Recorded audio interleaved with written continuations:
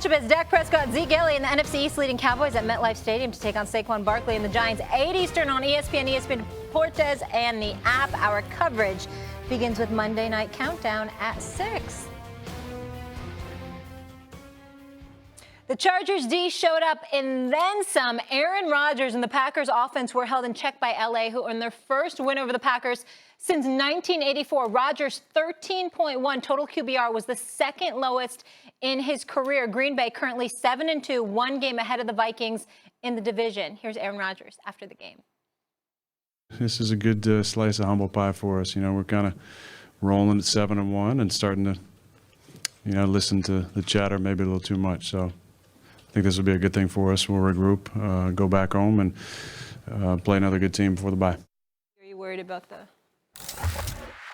odd eye? You really look like Aaron Rodgers. Everyone's told me that, yeah, but he looks like me. I'm older, Molly. Okay, whatever.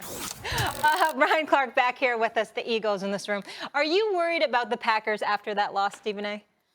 I think you should be. I think when you look at the Packers right now, listen, their defense is vastly improved, but they're still an 11th ranked defense in the league, 21th against the pass, 25th against the rush. You got to look at these kind of things and pay attention to it. The defense is better, but they were such trash for the last several years with Aaron Rodgers carrying them on their back that any level of elevation had this, pausing for a moment and saying, hey, indeed, times might be a bit better.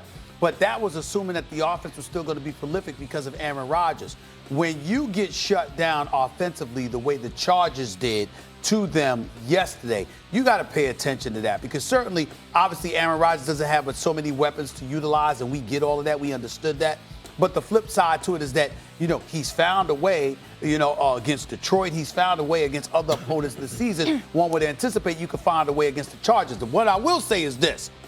The Chargers are not the same team when Ingram and Bosa are on the corners coming after you. It's a different monster. When them two brothers Monster's are together, the right word. When they come to you from the edges and you have to, that's pocket containment for you. You ain't getting outside with those two. And when those two are coming at you from both ends and you sit up there and you are literally in the pocket, that does make life significantly more difficult for you. I recognize that as being the case yesterday. I understand it. I appreciate what Aaron Rodgers said.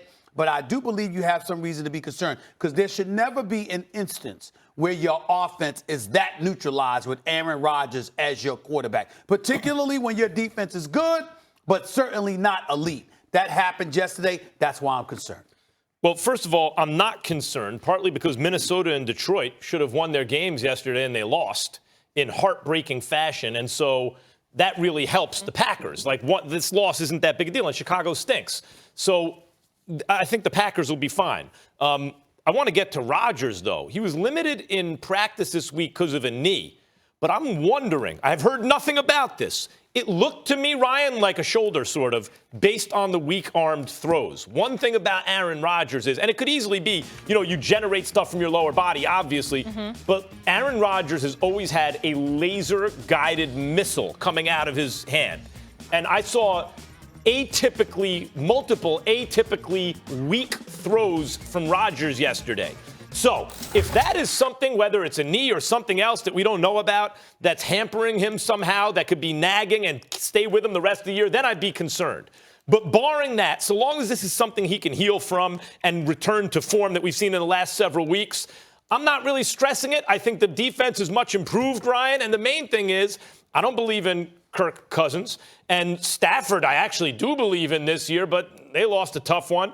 And I don't believe in Trubisky, so I'm not worried about the Packers. Yeah, I think it depends on how you box this up. If you're looking at Aaron Rodgers and the Green Bay Packers and saying that they should win the NFC North, then I don't necessarily think you're worried. But if you're looking at the bigger picture when you involve the San Francisco 49ers, the Seattle Seahawks, and obviously the team that I think is the best in the NFL, in the New Orleans Saints, this is an issue. Because this is the way the Packers have played all season. They just finally lost. And we talk about this much improved defense.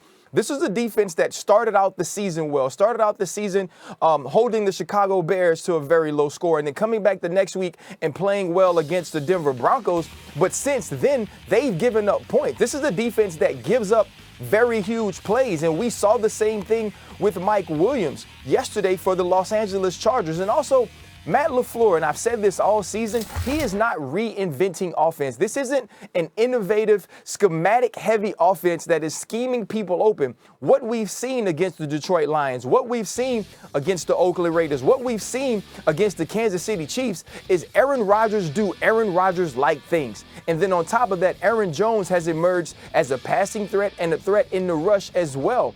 But this team has holes. This team isn't great.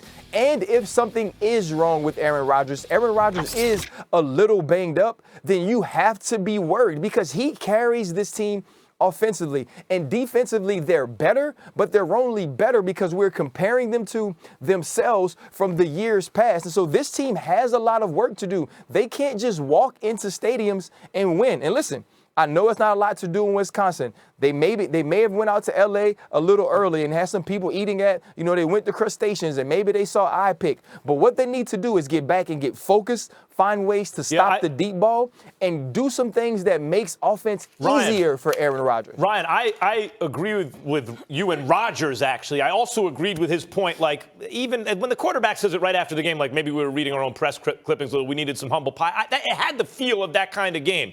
And I'm with you on the injuries. That's why I brought it, like, if you're going to make weak arm throws, if that's Rodgers, because he has something that's going to last the rest of this season, that's going to be a problem. But what have we always said about him? Even if the defense isn't way better, I think it's been better than in recent years. And their running game is now better. They have a multi-purpose back who can do some things. And so what have we always said? Like, Rodgers gave him a chance even without that stuff. If you give him an improved defense, and we can debate how improved it is, and a guy out of the backfield who can make things happen, then even though I agree with you, the Saints are way better on paper, Rodgers could beat that team in the playoffs, couldn't he, if he's healthy? Well, if he's healthy, but not looking the way he looks. Well, Rodgers could beat that team, but they're going to be difficult to beat without the referees if you have to go through New Orleans anyway. And then you see what San Francisco is able to do with that rush, with that front line of first rounders. And so I think this team has to continue to get better. And for Aaron Rodgers, there has to be at some point, when you look at Matt LaFleur and you listen to Aaron Rodgers, these aren't necessarily people that inspire. Right? The reason you follow Aaron Rodgers into battle is because you know he's better than everyone else. That when he's on the field and you match quarterback for quarterback, you're never scared that the other guy is more talented than Aaron Rodgers. The only time you'd even have that feeling is when everybody grabbed their popcorn to watch Kansas City and Green Bay play if Matt Moore wasn't having to be the quarterback. And so I understand that. But Aaron Rodgers has one Super Bowl. He's been to one Super Bowl. And when you look at a talent like him, a talent that he is, you expect more. But this team has to do more around Aaron Rodgers, or it will be the same thing this year. It will be, we think he's one of the best that ever played, maybe the best to do it, but he'll be watching the Super Bowl along with the rest of us. This defense has to improve, and Matt LaFleur has to do something to protect him and help him going forward throughout the rest of the season. My only issue is that on this show, his name is Matt LaFleur. It's not Matt LaFleur. It's Matt LaFleur. Okay. Hey, we know you're big time. You spend time in the south of France. I'm from Louisiana, man. It's LaFleur. It's LaFleur. We got a lot of them. It's LaFleur. But Max, to your earlier point about in the division, you're right. Minnesota could have won that game if Thielen didn't get hurt. And Detroit's lost every game by about a touchdown this season. By the way, I got to give it to Stafford too. Sometimes I really think it's his fault for like. It's not a lot of times. No, Stafford's having a tremendous season. He needs more help. He needs more help. All right, much more to come here. Was the Ravens' performance legit or simply a matter of smoke and mirrors? You don't want to miss this debate next. Get excited, football fans, because the NFL season is in full swing. Can you believe all these storylines from around the league? Which teams make the best case to take home the Lombardi Trophy? Who will rise and who will ultimately fall? We was catching him, unlike Aguilar. We have every snap, pass, and run covered for you with the best voices on television. Thinking that you were Jason? So for all the best NFL debate, don't miss First Take every weekday at 10 a.m. Eastern.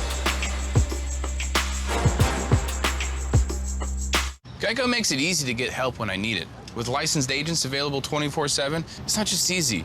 It's having Jerome Bettis on your flag football team easy. Go get him, Bus! Ooh.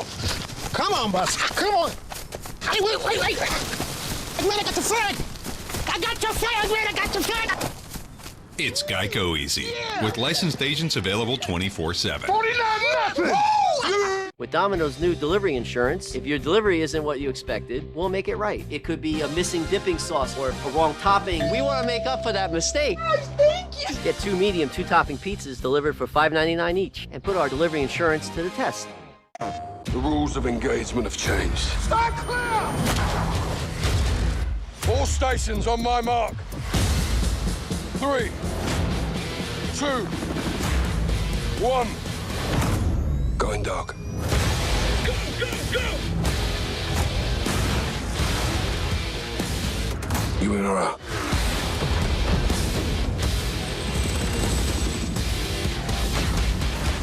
That'll get their attention. This is crazy. Get down! Yeah, but we're a little